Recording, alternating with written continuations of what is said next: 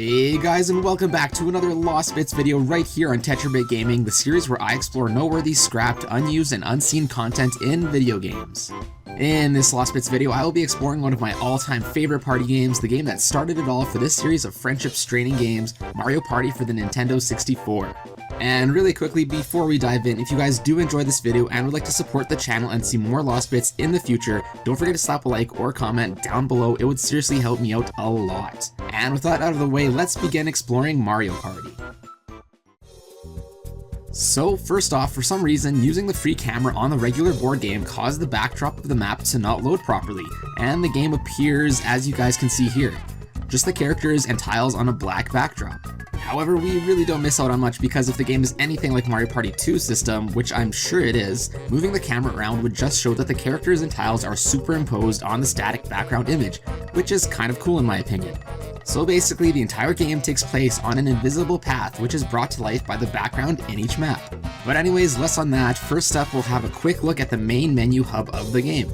Moving the camera around with this particular emulator was quite difficult without getting disoriented, so unfortunately I wasn't able to see all too much. But what I did notice is that the bottom of the tube actually is textured very deep below the ground, in order to give this effect that you see here. I just thought it looked kind of funny bouncing underground when the pipe was highlighted. Next, we can have a closer look at our good friend Toad.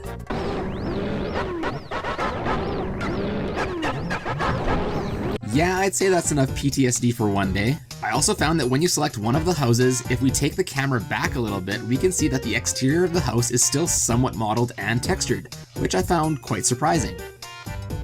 Also, I didn't think that these guys here would be textured below the counter, much like the merchants in Ocarina of Time aren't, but hey, to my surprise, they were. Next up, we'll take a look at the game's debug menu, which works quite similarly to the debug menu found in Super Smash Bros. Here you can basically choose whichever minigame you want to play with whichever character you want to play, and off you go. The list contains every single minigame that appears in the game, as well as others that were cut.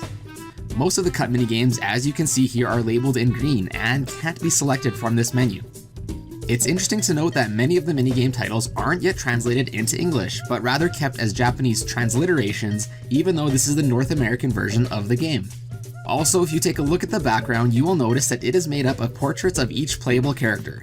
But if you look even closer, you will notice that Donkey Kong's portrait stands out from the rest in that it only features a silhouette of DK with a yellow question mark over it. Now, it is believed that this is because the background was made very early into the game's development and that Nintendo was still seeking the rights to use Rareware's design of Donkey Kong as seen in Donkey Kong Country, and as such were not able to use a regular DK portrait. One of the options on this debug minigame list is an unused mode labeled Random Play, and is basically exactly what it sounds like. You basically just play minigame after minigame in a random order. It's basically a version of the main game, but without any of the actual board game mechanics. It even skips the explanation screen, so you better know what you're doing or rest in peace. It was also weird when a single player minigame was chosen because I'm pretty sure the game picks one of the 4 players at random to play, so you could end up being stuck watching a computer player. Also, since this isn't a normal board game and the game has no in-game stars or coins to exchange, if you end up playing Chance Time, the game doesn't quite know what to do with itself and unfortunately will soft lock after the decisions have been made. Now, why is this mode a thing and why was it cut? Well, it's likely that this mode was used to test the randomizing of minigames between turns. There's also another really similar mode titled Sequential Play. It's basically the same as Random Play, but with an orange background, and just like the name implies, all minigames are played sequentially, with absolutely no breaks or going back to the stats screen. Also, weirdly enough, it usually defaults to all the players playing as Mario, which makes for some pretty creepy looking minigames. And next we have what I know many of you love to see, an unused test map in the game labeled Motion Check. Once the map loads, we can see a big flower in the middle, which, as some of you might know, is the same flower that appears in the minigame Coin Shower Flower.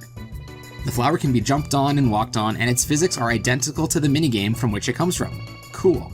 We can also see a white object circling the flower. When hitting a player, this object causes them to fall down for a few seconds before getting back up. Now, I can't tell for sure, but if I was a betting man, which I am, I would bet that this is some sort of compressed boo object. We can also see a slope in the background, which is conveniently labeled slope. Yeah, you can run up the slope, but the character speed is greatly decreased. Now, for most people accessing this map, this would be all they would be able to see. But this is lost bits, so let's zoom out the camera a little bit and we'll see that there's a lot more to this map than we initially see. At the top of the slope, we can see something that might be blocks of ice, I think, as well as stairs to go back down. Unfortunately, there's not too much that we can do with this ice, so let's move on. Going to the bottom of the map, we come across 4 blocks of various sizes. The first block, labeled 15, moves up and down and is probably a test for a moving platform. Next, we see 2 blocks labeled 25, even though they are different sizes. At first I thought these numbers might signify a size value in the game's engine, but now I don't know, or maybe they just enlarged one of these blocks or something like that, I'm not sure. And lastly, we can see a tiny little block, and zooming in we can see that it reads 0.5. This last block can be picked up and carried throughout the map. Okay, I looked around and I couldn't find anything about this anywhere, so I might be the first to discover it, but I randomly threw a block at the top of the slope, and for some reason it triggered this sound. After throwing the block around some more, I have come to the conclusion that this sound is triggered when the block hits a wall, but why it activated at the top of the slope, I'm still not too sure. And the last notable thing left on this map is a very steep slope. At first, I didn't think I would be able to walk up to the top, but apparently and awkwardly enough, you can. When you get to the top, you'll notice that it isn't solid and you simply just fall back to the ground. For a single test map, this test room actually has a lot of cool stuff to see. Next, we can see a weird mode that was cut from the final game. As you can see, it's almost like the regular board game mode, but instead of changing the outline of the character panels to the regular blue, red, or green color, in this mode it turns yellow, and at the end of the turn, no minigame is played, and no game is displayed on the screen. Whereas random play was just minigames and no board game, this looks like it's just board game and no minigames. I guess this might have been for people that wanted to get through the whole game as quickly as possible without the minigames. Additionally, on the last turn, another unused graphic appears on the screen saying "Game Over," which is then followed by the regular endgame sequence. Next up, we have a plethora of images, text graphics, as well as textures that were scrapped from the final cut of the game. First, we have this low quality set of character avatars, and if some of them look familiar to you, they should, because they are actually taken directly from the official artwork from Mario Kart 64. It is likely that these were used by the developers as placeholder character portraits in early stages in development. Next up are a few character textures that weren't used in the final game. First, we can see an unused texture set for Pirate Shy Guy from the minigame Shy Guy Says, and also a higher resolution texture of Toad's face, which some of you may remember from... Similarly, there are different face textures for every playable character except Wario. I'll put the used and unused side by side so you guys can see the slight changes. I wonder how big of a difference it would have made if the textures were swapped. Then we can have a look at some of the unused text graphics left over in the game's files. They appear to be either early versions or just other suggestions for some text in the game. Some are seen alternatively in the game and some are never seen, like Nothing, Get, Too Bad, and Nice Going. The Nice Going and this guy here both look like something you'd see in Yoshi's Island or Yoshi's Story. This next one isn't technically unseen in the game, but it's statistically very unlikely to say the least. If you go to buy a star from Toad while already having 99 stars, he will actually refuse to sell you another one until you lose some. The maximum amount of turns in Mario Party is 50, so in order to ever see this you would need to average like 2 stars per turn, and we all know that's highly unlikely to happen. It's still kind of interesting that the developers put this message in. And the last stop for this video today is to explore the minigames that were cut from the game for one reason or another. Back to the debug menu from before, you can see that there are quite a few minigames that aren't available in the final game, and unfortunately not all of them can be accessed. So we may never know what a minigame called Bomber Mario might entail, but the stuff we still can access is quite interesting nonetheless. First up, we have a game that even in the North American version shows up titled like this, which translates to All or Nothing. From the explanation teaser image, we can see that the game looks very similar to the game-changing Chance Time minigame that appears in the final game, but in a new area and using the standard orange question blocks like the ones seen in this minigame. The game was going to be a bit different, however, as it states that instead of transferring coins and stars between players, this minigame only featured Mario and Bowser marks. To win the game, you simply just had to get a Mario mark, I'm guessing on all 3 of the blocks. Trying to actually play this game, however, leads you right to the final form of Chance Time as we know it today.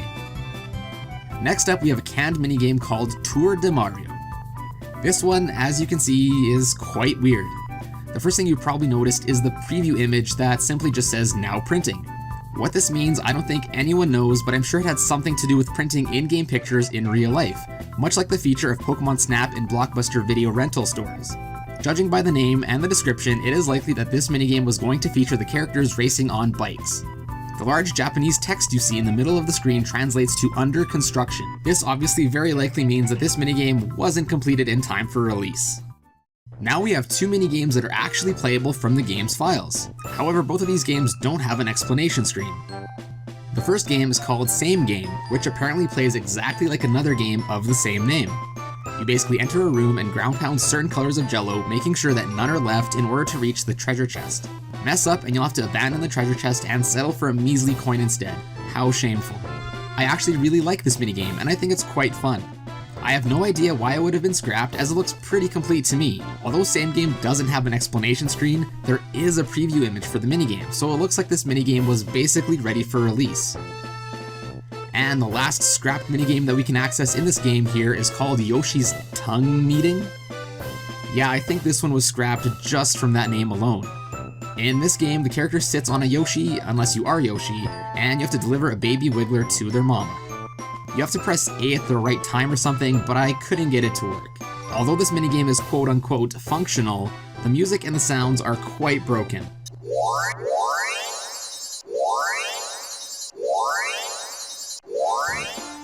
Now this minigame is super short, like we're talking 5 seconds long, so it's almost like a WarioWare microgame, and I'm sure its length may have had something to do with it being cut.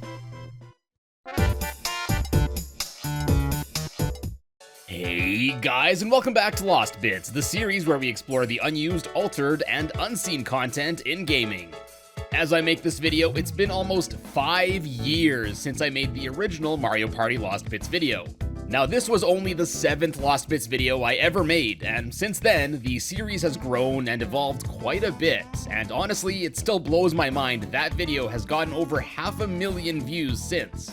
So after getting a shot of nostalgia this week with the recent release of Mario Party Superstars, even though these guys were cut, I'm more motivated than ever to revisit the original Mario Party and talk about some stuff I didn't cover back then, or that's been documented since. I'll be referencing that video a bunch here, so check it out if you haven't yet, and if you do enjoy this video, be sure to let me and the YouTube algorithm know with a like below. And with all of that said, let's get back to where the party began. It's time to find some lost bits. Alright, so back in 2016, I don't think I covered much pre-release info, so let's start there. Found in a super rare CD-ROM, Nintendo Daijiten Volume 1, basically a Nintendo encyclopedia that I totally want to cover in a future video, is this screenshot of the Slot Car Derby minigame, probably my least favorite in the game. And if you've watched my Mario Kart 64 video, you may recognize the Marioro sign in the background. This is a not-so-subtle spoof of the Marlboro logo, which for all the non-smokers out there is a brand of cigarettes. Just like with the removal of it in international releases of Mario Kart 64, the sign here was ultimately changed to a simple Nintendo logo, likely due to copyright concerns, or even more likely, making the decision to not reference cigarettes at all in a game about Bing Bing Wahooing for some coins and stars. I'm sure this would have went over real well with some parents should this sign have remained.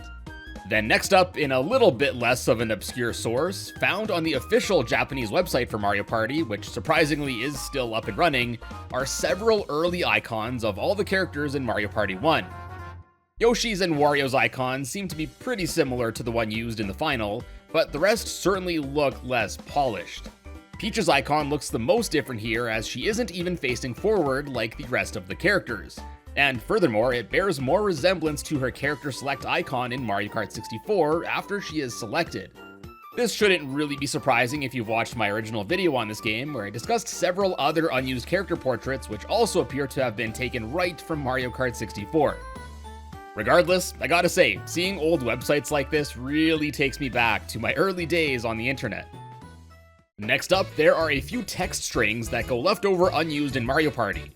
First up is a text string that appears to show an unused outcome in chance time in which the result would have had the players swap places on the board. The string reads, "Oh, the results are in. Why blank and blank switch places. Alright now, go ahead and switch.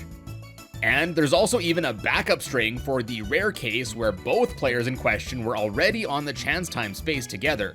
Here the end of the string changes to, at least I thought so, but they're on the same space. Honestly, this could have been a pretty interesting chance time outcome in this game. Sure, it's not as drastic as some of the others, but it could have still really shaken up a game. The other two unused text strings also reveal another seemingly scrapped mechanic, what seems to be either the original way Mario Party was supposed to be played, or an optional mode. The first text message reads, "Let me show you where the last star you're looking for is. This is the last star, so good luck everybody." In the final release of this game, there are of course an infinite supply of stars you can get in any given party game, so this text suggests that there was once a different playstyle for the board games where there was just a limited number of stars. And I guess after the last star was obtained, players would just battle it out for the ones that were already distributed. Additionally, there's also this other unused string. There are blank stars left on this map, so be quick about finding them. It's currently unclear if this was the original way of playing through a board game or a scrapped mode, but either way, I think this would have been a cool alternate way to play through a game.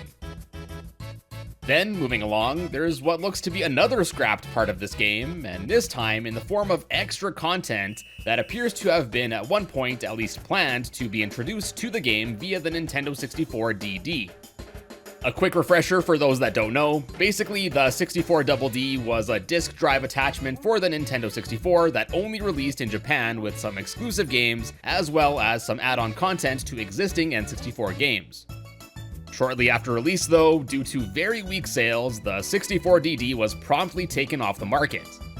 Anyways, for this game, only graphics for an error screen meant to be seen when using the 64 DD are left over. These graphics include text such as disk access error, asking if the expansion pack is properly inserted, instructing to insert the correct disk and see the instruction booklet, and more. These graphics also exist for other languages including French, German, and Japanese. What's also interesting is that the game can apparently also detect European and Australian Nintendo 64 DD units, which never ended up being produced. It's currently unclear what exactly this N64 DD expansion content was going to be, maybe some extra boards or minigames, but regardless, I really hope one day we do get some more information about this. Furthermore, apparently these graphics are also found left over in Mario Party 2 as well, so I guess there were some plans to add some sort of content to both games. Speaking of unused minigames, I went over a few of them in my first Lost Bits covering of this game, but there's actually reference to one more that's been documented since. Bungee Jump is a minigame which unfortunately isn't as complete or playable as some of the others I've covered, but it still has references to it left in the game, giving us at least an idea of what it was planned to be.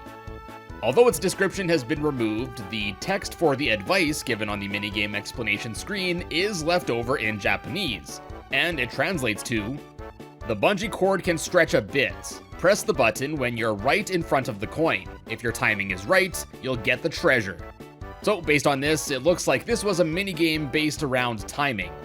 Although not confirmed or anything, it's theorized that since Hudson, the developers that made this game, later went on to develop Sonic Shuffle, which has a minigame of the same name, perhaps this Sonic Shuffle minigame was more of a refined version of what was once planned to be seen in the original Mario Party.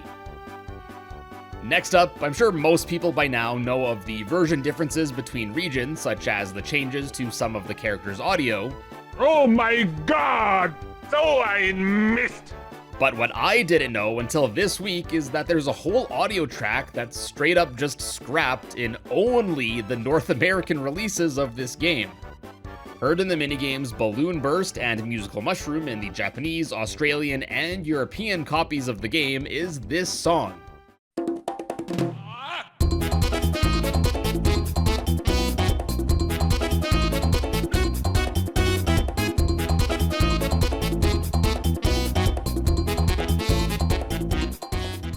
Now for both of these minigames, the songs heard in the North American copies is Faster Than All,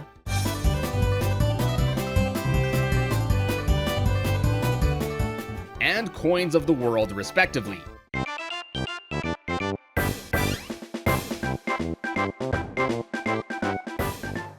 And yeah, I have no idea why the decision was made to omit this song from just the North American release. It's a pretty boppin' tune, so I think this omission is kinda strange. Alright, so back to definitely my favorite minigame. When playing through Minigame Island, you actually get to face off against Toad as a final boss of sorts of the one-player mode. Well, apparently it's actually possible to tweak the game to play as Toad in this minigame, and this results in an oddity when winning, as we can see the word all is displayed in place of the character's name. And now, last up for this video, Mario Party actually has a whole bunch of unused graphics that I didn't go over in my previous video. Starting off with the two-dimensional graphics, first are 3 differently colored mushrooms that each appear associated with a respective minigame. The red one for Memory Match, purple in Coin Block Bash, and the green mushroom in Treasure Divers. Additionally, there's this unused graphic of a sign of a green mushroom found amongst the signs for the Buried Treasure minigame, suggesting that there too this mushroom was once planned to have been obtainable. Since these 3 mushroom graphics are all the same size as the coins that are seen in these minigames, it's theorized that these 3 mushrooms might have once been planned to appear in the mentioned minigames. However, whatever effects they may have provided is still currently unknown. Furthermore, there's also sprites of a star graphic which also matches the size of the coins and mushroom, once again suggesting that maybe stars might have once been planned to be obtainable in minigames as well.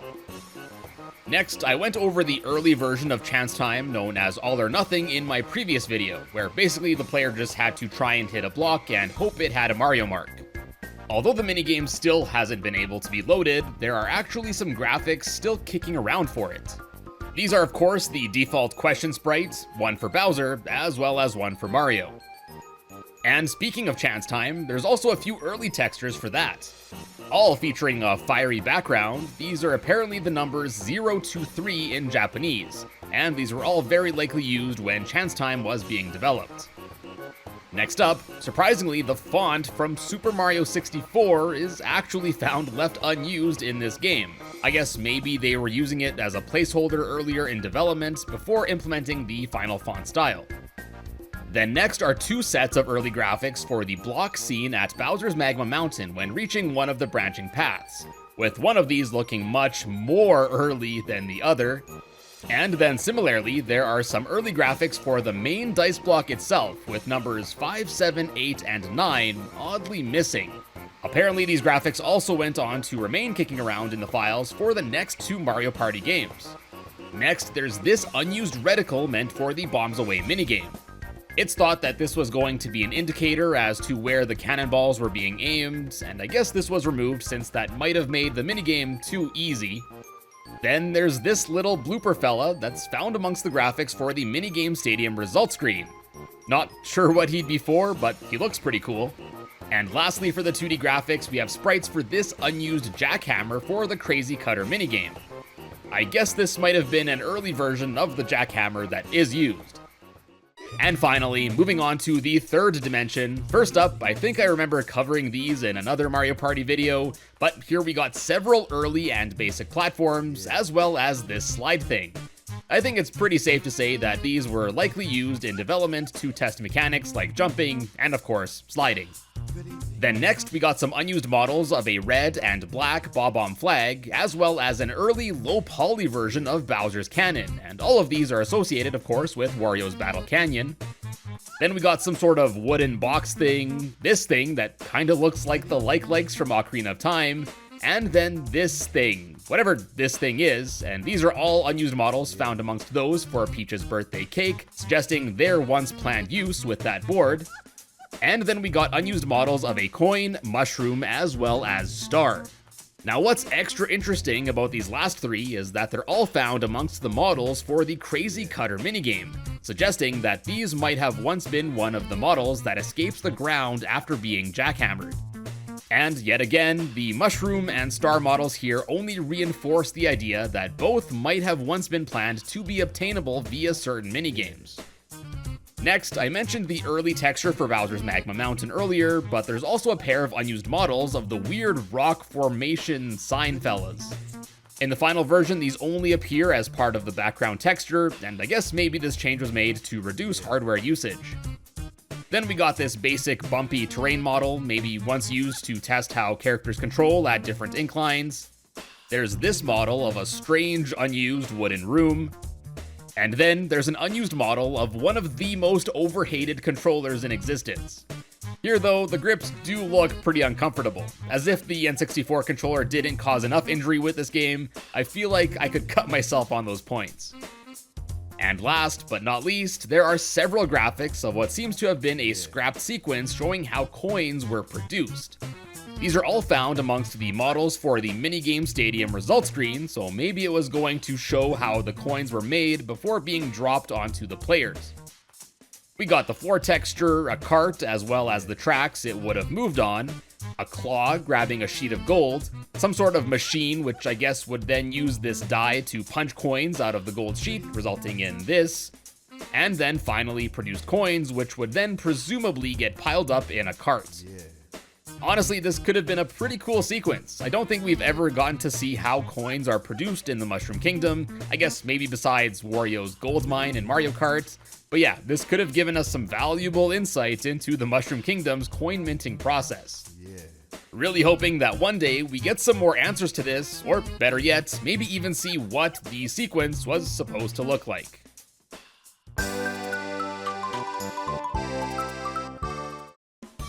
Hey guys, and welcome back to what is another Lost Bits video right here on TetraBitGaming, the series where we explore some scrapped, unused, and unseen content in video games. At the turn of the millennia, Nintendo released Mario Party 2, the sequel to the already super popular first Mario Party game. Mario Party 2 featured new and revamped minigames, new boards, and more Nintendo charm than you can shake a stick at. I mean, what other games have thwomps and womps riding hover cars in space? Like seriously, we've regressed from cool boards like these to, square. Anyways, without further ado, go grab your cowboy outfit. It is time to find some lost bits. Alright, so first things first, I just gotta go ahead and mention that several of the unused things in Mario Party 2 are the same or very similar to the ones I mentioned in my Mario Party 1 Lost Bits video. One of these being the unused No Game mode. Again, this is an unused mode that you can access with the use of a Game Shark. In this mode, regardless of which space the character lands on, their player panel will turn into an also unseen yellow color. What changes here is that at the end of the turn, no minigame will be played. I'm guessing this mode was intended to be included if players just wanted to play the board game aspect of the game without any minigames. I'm guessing this was probably scrapped because A, I don't know why someone would want to do that, and B, without someone getting 10 coins at the end of a turn, getting coins for stars and items would take much longer and would slow the pace of the game too much. How this unused mode differs in this game compared to Mario Party 1 is that it doesn't actually have the unused graphics saying no game like the first one does. And also the game doesn't stop on the last turn. So even if the game is set to only 20 turns, the game will keep going to turn 21, turn 22, and so on. The next unused thing that makes a return from the first Mario Party game is the debug menu, which even uses the same background images as before. Again, the reason that the DK image is still a silhouette with a question mark is because the background is believed to have been made very early in Mario Party 1's development, and that there might have been some legal complications in using Rareware's Donkey Kong Country design of Donkey Kong at the time. Since the debug menu is pretty much the same, it is likely that the development team used the same debug routines, which makes sense as the games are still very similar to one another. Anyways, this list not only contains all of the minigames that you can play in the game, but also shortcuts to various cutscenes, boards, the game's credits, and more. Just like in the first Mario Party game, all of the minigames are written in transliterated Japanese. So if you don't speak Japanese and read English, it's hard to really tell which game is which. In any case, it's a neat little way to just play some minigames if you haven't unlocked them yet. This debug menu also lets you set up the different players however you want. So what I decided to do was set each player to be controlled by the same controller input as I wanted to see how the game would handle this. Since each player has the exact same input, in theory each minigame should be a draw, right? Nope. Another oddity was that for some reason when doing this and playing the speed hockey minigame, the game gets confused and all 4 players will start on the same team, and the other team's paddle will just be stuck in the middle. Furthermore, if you win the game, even though it only says you and your partner have won, the players that aren't mentioned on the other team will also react as if they have won as well. And if you lose, which was really hard to do, the game gets even more confused and will say that the winner of the minigame is whichever player you chose twice. And then it crashes. One final interesting thing about the debug menu is that since the menu will load a random song, a short, unused song can be heard sometimes. And this song is just 2 notes. Now it's hard to say for sure what it might have been used for, but my best guess is that maybe it was a sound effect in the intro cutscene or credits or something. Alright, now let's move on to some unused things that are new to the series. First, we have an unused animation test mode that can be accessed either from the debug menu or via another GameShark code. This mode lets you view the player models for Mario, Luigi, Wario, Peach, Yoshi, and DK, as well as basically all of their animations seen in the game. You can also switch between their normal clothes and their Western, pirate, and space costumes. Additionally, you can also change the polygon count in the model to see them in their low poly forms. Check out this goof. There was also one animation that caught my attention in particular.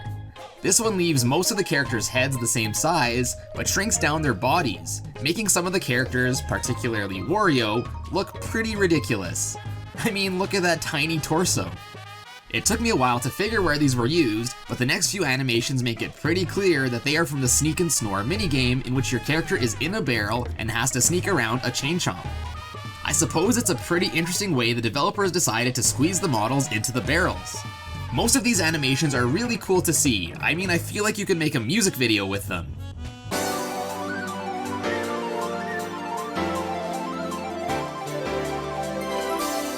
Can you see? Maybe. The sun is shining on me. It makes me feel so free, so alive. Can you feel the sunshine? Does it brighten up the day? Golly gee, I love Mario Party 2. It's such a nice, charming, family-friendly— Oh god. Oh. Ooh. Oh! Next up is an unused version of one of my favorite minigames, Shell Shocked. The only difference here is that this version gives each player 4 lives instead of just 2 like in the final game. Whether this version was the intended original or an option the player could select remains unclear, but I assume the developers thought that this game would last too long with 4 lives and would result in a draw more often than not. Still, I think it would have been pretty cool to have this mode without the timer when just playing this minigame for fun. Okay, now let's move on to some unused graphics and items. First up is a leftover unused graphic of Bomberman, which is for some reason found with the graphics for the minigame Roll Call. Hudson Soft, the company that developed Mario Party 2, had also developed several Bomberman games in the past, and I'm guessing this asset was just likely from one of those games as a placeholder in the early development of Mario Party 2, and they simply just neglected to remove it. Also left over in the game from early development is an early version of the Japanese logo for the game, which uses a similar font style to that of the English title, and a pretty basic looking number 2. Both of these were majorly changed for a more stylized version in Japan, and I gotta say, it looks much better in the final game. Next is an odd, large sprite of Mario in his Western land attire. It is about twice as large as any other player sprite in the game, and it is the only one of its size in the files. And I honestly have no idea what its purpose could be. Lastly is a really interesting item that was scrapped from the game. Graphics and text for this here item named Picker can be found left over in the game's files. As the name of the item kind of implies, the Picker item would let the player pick the next minigame if they used the item during their turn. Now if you got to pick any minigame or just from the roulette list that we normally see is still a mystery, but either way this item would have been awesome. It looks like Mario Party 2 also had some minigames that were scrapped. You might have noticed that in the debug menu before, there were several numbers that were blank. I'm guessing all of them are minigames that were scrapped, but so far only proof for 6 of them have been found. And unfortunately, unlike in Mario Party 1, where some of the scrapped minigames were still playable, in this game all that remains is unused text that would have appeared before starting the game. Not as amazing, but it still gives us an idea of what the games were going to be. These texts can only really be accessed in the Japanese version of the game, as trying to access them in the North American version will simply just cause the game to crash. Anyways, the first scrapped minigame was known as Waku Waku Amido Dokan, which apparently translates to exciting pipe lottery. Based on the rules, it was likely going to be very similar to the pipe maze minigame from Mario Party 1, but would implement some sort of trophies. As expected, it looks like whichever player ended up with the best trophy would win. Next up is a minigame that was known as Lucky Coin Grab. The rules would say, coins will fall from the sky, quickly gather them before they disappear. It was apparently a 1 vs 3 minigame in which the 3 players would catch coins while riding on some sort of gem. Based on its description, most believe that it would have been really similar to Coin Shower Flower from Mario Party 1. Next is Tug of War, which would have been an altered 2 vs 2 version from the first game. However, this time instead of tearing up your palm from rotating the control stick, A and B would be pressed as specified instead. The description for this game sounds really similar to the Looney Lumberjacks minigame seen in the final game, so perhaps the idea for Tug of War was just simply repurposed for that one. Similarly, the next scrapped minigame, Rapid Rafting, would be really similar to Paddle Battle from Mario Party 1, but would again forego the control stick rotating in favor of pressing buttons. Just like in Mario Party 1, if the player would get too close to the edge, Shy Guys would attack them with spears. Instead of just surviving to the finish, however, each player would have 3 lives and the game would last until the last player is left standing. The next scrapped minigame was going to be known as Note Steps, and its description leads me to believe that it was either a newer version of Musical Mushrooms from Mario Party 1, or it's what eventually was turned into Dizzy Dancing, as both of them feature things mentioned in the description. And lastly, unchanged from Mario Party 1, it seems that Treasure Divers was also slated to make a return. It seems to have been meant to be exactly the same from the original, so nothing really of interest here. Alright, and for the last stop of this video, I tried to move the camera around to see if I could find some interesting unseen stuff. Much like most other Nintendo 64 games, this game also suffers from a really finicky camera, so unfortunately I wasn't able to explore as easily as I would have liked. Anyways, first off, just like in Mario Party 1, this game uses a lot of static background images and simply overlays some 3D models over top. So basically, each board and most minigames is just a static background with the players and spaces overlaid. Unfortunately, this makes most minigames not that interesting to move the camera in.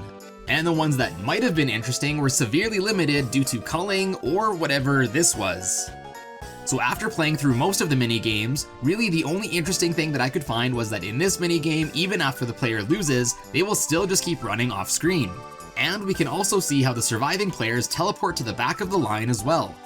At the main menu of the game, we can also see that Professor Fungi and his unnamed assistant can still be found chilling off screen. And from their room, we can also see that the pipe model that you use to enter the game is still loaded off screen, just waiting to pop out. But perhaps the strangest thing is that after selecting which board theme you want to play on, Toad will actually clone himself as he changes outfits, and the one from before is still loaded behind where the camera would normally be. Great, just what we need, more Toads.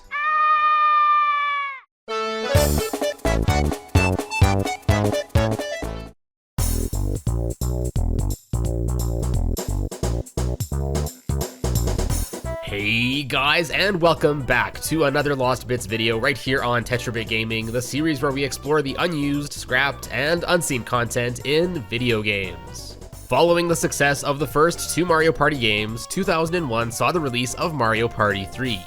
Now, although it may be one of the weakest selling Mario Party games, I'd be pretty confident in saying that it is my favorite in the series. Sporting new characters, boards, mechanics, and 70 all-new minigames, this entry is a banger. Anyways, with all of that out of the way, go grab a dice block, it's time to find some lost bits.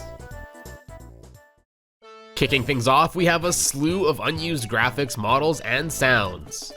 Oh, and by the way, if I sound a bit extra nasally in this video, I'm a little bit sick, so please forgive me. Anyways, if you've watched my previous Lost Bits videos on Mario Party 1 and 2, you'll recognize a few of these, which makes sense since numerous things were copied from game to game.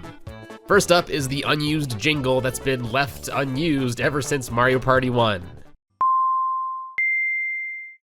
Why does it keep coming back? Your guess is as good as mine, but maybe it's just such a short jingle that it's useful for quickly testing audio with it? I don't know. Next up is a hidden character icon. This strongly suggests that some characters were meant to be unlocked in the game, probably the series newcomers, and wah! However, in the final game, every character comes unlocked right off the bat, so obviously this idea to use these was scrapped. But by using the following GameShark code in a North American version of the game that doesn't have a save file yet, the game will skip right to the character selection screen, and we can see remnants of the game having us unlock the characters. Surprisingly, even the back of the box for the game states, "You can even unlock new characters in the one-player challenge." So I guess maybe having them unlocked right away was a last-minute design decision. Speaking of Daisy and Waluigi, they each also have an early portrait graphic. Both are a bit different than the one seen in the final release. There's also leftover early textures for Waluigi, which for the most part look fairly similar, aside from his overalls originally being much brighter. Next, we got some scrapped story mode ratings for a D, E, and F rank. In the final release, the lowest rating you can get is a C. I guess either they didn't want to have to differentiate that many ranks, or they just didn't want the player to feel bad for getting anything lower than a C. Next up, we got an early, stubbier version of this Toad card, as well as this unused Koopa transition screen graphic, which isn't used since Koopa never hosts any minigames or anything like that in this game. Another unused thing that has also been seen left over in previous games is the now printing image, and surprise surprise, it makes a comeback here as well. Once again, its purpose is to act as a placeholder for the minigame icon image. This graphic can be loaded into the game by using the following GameShark code, which forces the game to load Chance Time as a regular minigame. This of course never normally occurs. Now onto some graphics that remain unused in this game that were used in previous Mario Party games. For Mario Party 2, we have this Italian flag and backdrop from the language selection screen, this data corruption screen, this bullet bill and versus graphic that pops up before the minigame roulettes, and an updated graphic for the picker item, which was also unused in Mario Party 2. Then for Mario Party 1, left over are the graphics for first, second, third, and fourth place, these block graphics from the Bowser's Magma Mountain board, an early version of the star block also from that board, as well as graphics for the mushroom/poison mushroom block. Perhaps these blocks were once planned to return in this game too, but it's probably more likely they just forgot to delete them when copying over stuff from Mario Party 1. Then, as far as unused models go, the model from the test map we saw in the Mario Party 1 Lost Bits is left over, although it's currently unknown if it can be accessed in the same way. It's a pretty cool test map, so if you haven't yet seen me explore it in that video, I highly recommend you check it out. These blocks, sporting values from 0.5 to 3.0, which are also found in that same test room in Mario Party 1, also have their models and textures left over here. Then untextured, there's this completely unused slide and stairs combo, which looks kinda cool really. I wonder what it could have been used for. And then there are these weird hexagonal and octagonal prism objects that have also been sticking around since the first Mario Party. These were probably just very early platforms to test collision or something. Moving along, we got some more things scrapped that have been scrapped before. Twice. First is of course the no game feature. If this is your first time hearing about it, by using the following GameShark code in a standard party game, this mode can be enabled, and just like the name suggests, no minigames will be played between turns. It also reveals the yellow character's heads-up display background, which is otherwise never seen. Unlike the previous games though, where the game would end after the set amount of turns, in this game, the game just keeps going on forever. And unfortunately, the no game graphic no longer appears in this game. This mode was likely either used by developers to quickly test the board functionality without being bogged down by the minigames, or who knows, maybe it might have been an actual planned mode for players to play a party game without minigames. Either way, regardless of what its intention was, it was left hidden away from the average player. Next is a message that pops up from the Millennium Star if a player already has the maximum 99 star limit. He says, I'm very sorry, but you can't carry any more stars. Similar messages also exist in Mario Party 1 and 2, and just like those, although not technically unused I suppose, I don't think it's likely at all that someone could amass 99 stars without cheating within 50 turns. Either way, at least we know there's a star limit. Just like its predecessors, Mario Party 3 also has a ton of really cool debugging content. At least I think it's really cool. I don't know what it is, but debugging stuff like this left over in games always fascinates me. Anyways, first is a debug pause menu that can be accessed during a minigame by using this GameShark code. In the middle of the pause screen, several new options appear. We got cancel, reset, light, info, must, and SEST.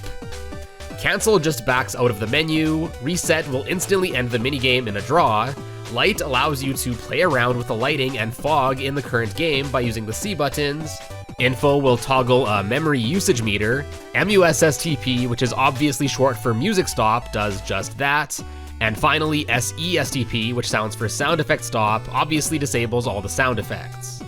Overall, a pretty nifty little debug menu. The same memory usage meter from that menu can also be loaded elsewhere in the game, if you're into that sort of thing. Similarly, you can also enable the TV safe zone frame. This basically showed the developers where user interface elements could be placed on screen, so they could be visible on most TVs. Next, there is also a save data debugging menu which can be accessed by using this GameShark code and holding the Z button during a screen transition. Just like the name implies, this menu lets you play around with the current save file. Here you can unlock all the minigames, unlock Waluigi and Daisy, which just supports what we discussed earlier, change story mode progress, which character you're using, the difficulty level, and you can also instantly unlock the Waluigi's Island and backtrack boards. Not a bad little menu if you're lazy like me and just want to unlock everything right away. Now, I'm not sure if this is unused or not, but by unlocking all the minigames, I think I sequence broke the game. And when entering the minigame room, Toad will first say that you've unlocked all the secret minigames, and then he'll tell you about how to unlock the minigames. The kicker is that after telling you how to unlock the minigames, he'll say, "Huh, it looks like all the minigames have been unlocked. Excuse me, I was mistaken, please play whatever game you want." I guess this message would appear if you didn't enter the minigame room even once before unlocking all of the minigames. Again, it's another one of those not unused things, but probably seen by very few, that I thought I'd give it a quick mention. We had a lot of fun with Mario Party 2's character animation test, so I'm pleased to see it make a return in Mario Party 3. Again, it's pretty simple. You can just swap between all the different characters, their animations, and then move, rotate, and zoom in or out of the model as you please. You can also swap between the lower and higher poly models of each character, which is always interesting to see. Waluigi honestly doesn't look that bad, even in low poly form. But then we have... Unfortunately, I wasn't able to recreate the absolute monstrosities I saw in Mario Party 2, but there we go. This game still has a few weird models like this kicking around. Nice. What you doing, Wario? I think all these slick moves call for another dance-off.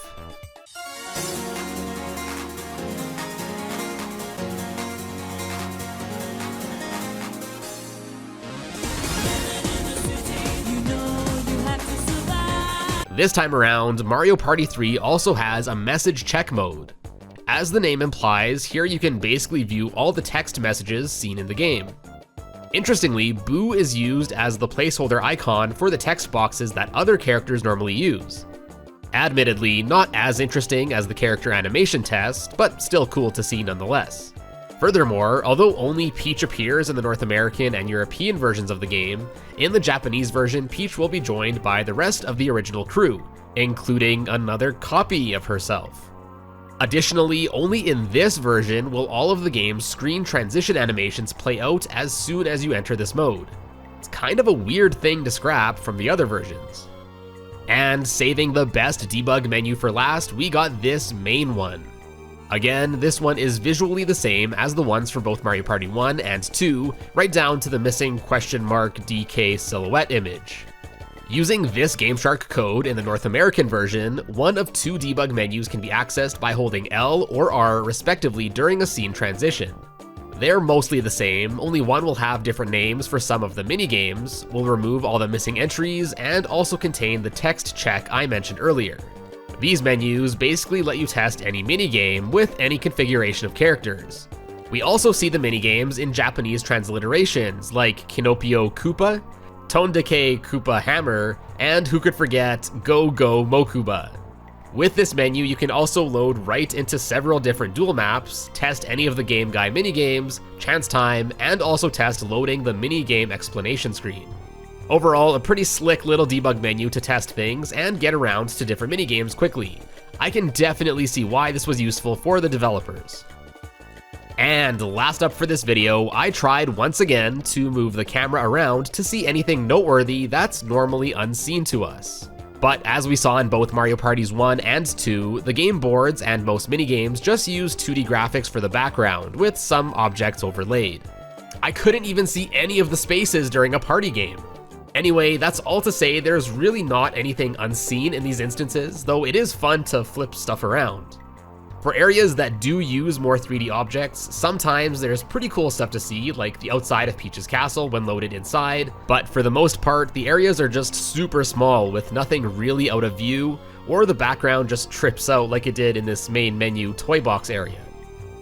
Though I was able to see these two trees here, which are normally unseen during this segment of the intro cutscene. Honestly, the most interesting thing was to zoom out of the game setup area and see the background pillar of stars reset every once in a while in a continuous loop. It's so rad that even the Millennium Star lost his face for some reason.